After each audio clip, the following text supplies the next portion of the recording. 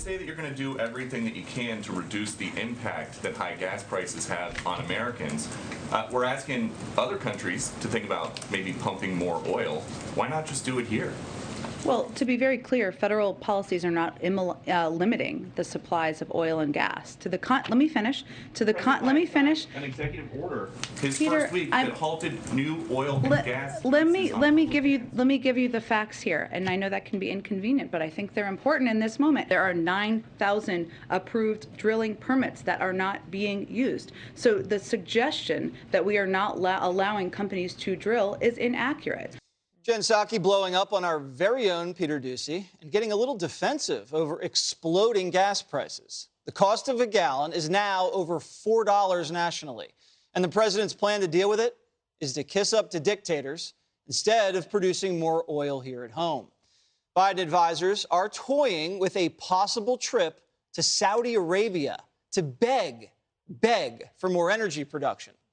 U.S. officials are holding rare face-to-face meetings with Venezuela, and a new nuclear deal with Iran could be wrapped up at any moment. The White House also saying no decision has been made on banning importing Russian oil, and Nikki Haley unloading on the Biden administration for funding Putin's war machine. Watch. We need to start standing up. Why are we even ho-humming around the fact that we're still taking Russian oil? Why are we doing that? Why would we take money from evil dictators? You never sleep with the devil because then the devil owns you. The Europeans are finding that out right now. We need to be smarter than that. We'd be really smart if we just opened up Anwar in Alaska. Boom, case closed. You were mentioning the Iran deal. That's now on the ropes because, you know, Russia's now saying, hey, you need us on this. And they want oil from the Iranians. Where's that money go? Well, put it this way. With Russia's help, we might be able to get the Iran deal we never wanted. And Gary Kasparov said it perfectly. Who knows Vladimir Putin was exiled because of him. He said, wait a second, what do you think Vladimir Putin thinks? This is the country that's helping us out is indirectly or directly targeting nuclear power plants in the Ukraine while threatening nuclear war on us if we do X, Y, and Z. Now we need Sergei Lavrov to go in there and convince Iran to act as irresponsible as they are with nuclear weapons should they get them. So to cut a deal that nobody wants, and Dan, I know you know this, Senator Ben Cardin voted against the 2015 deal. Senator Schumer voted against the deal. Senator Menendez voted against the deal. That's the 2015 deal when you had to go into military base. You were not allowed on military bases to do SNAP inspections. Were they able to use some of the money from their oil to fund terror? Real quick to close this out. We're about to do a worse deal, and the worst thing is nobody knows anything about it. They're about to do something behind closed doors that's going to affect world peace, especially in the Middle East. And because we put all those sanctions on Iran, we got the Abraham Accords. Because people said, I'll take Israel and Saudi Arabia's side over that evil regime. And so that's all gone. The Saudi kings, they don't want this Iran deal. But Biden, tell us how this is going to look, Dana Perino.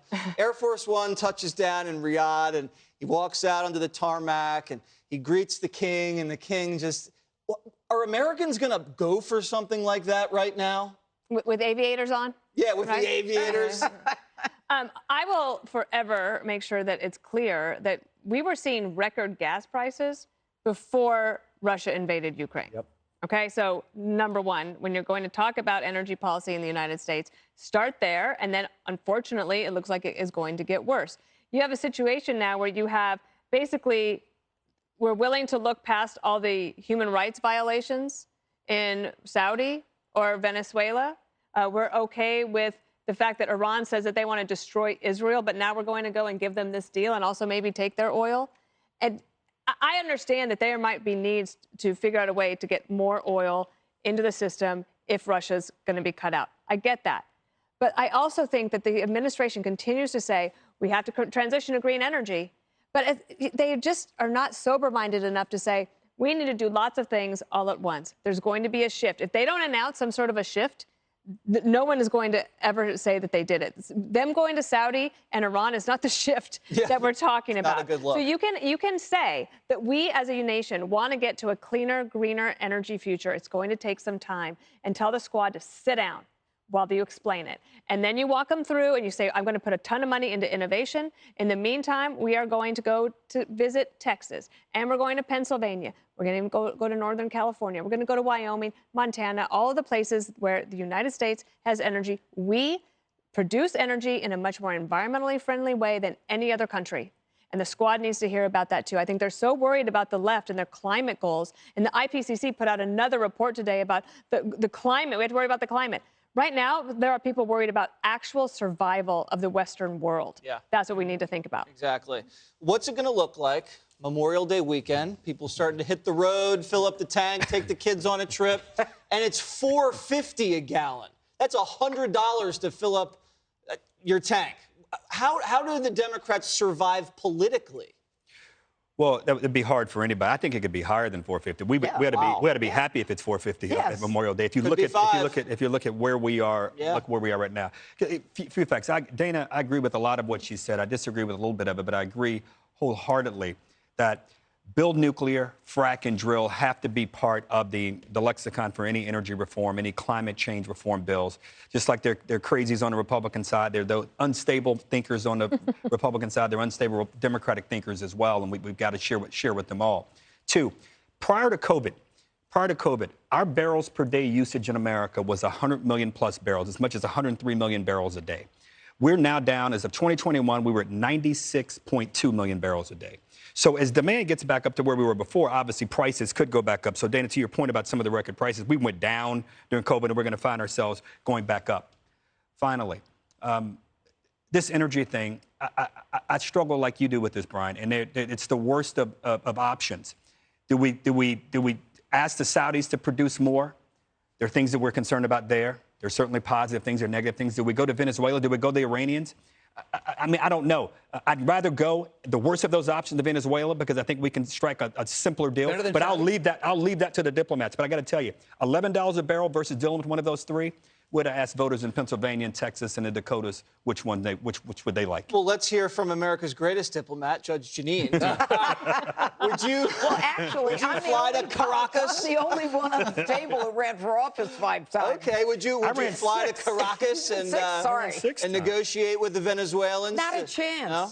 Not a chance. I don't want their oil. I don't want Iran's oil. I don't want Russian oil. I want American oil. And, you know, the one person who made the most sense today was Elon Musk. When Elon Musk called to increase domestic oil output while acknowledging that it's going to negatively impact his energy car business. He said extraordinary times demand extraordinary actions. Man. And it was like, drill, baby, drill. That's all we've got to do is drill. And you know what? Don't say it's so simplistic, because we did it. And when we did it, the gas was cheap and it was clean. And then Biden came in and made a mess of all of it. And that's all I have to say. Europe's hooked on Russian Secretary oil. of They're the State, ones Judge not backing Janine. out. Hey, Sean Hannity here. Hey, click here to subscribe to Fox News YouTube page and catch our hottest interviews and most compelling analysis. You will not get it anywhere else.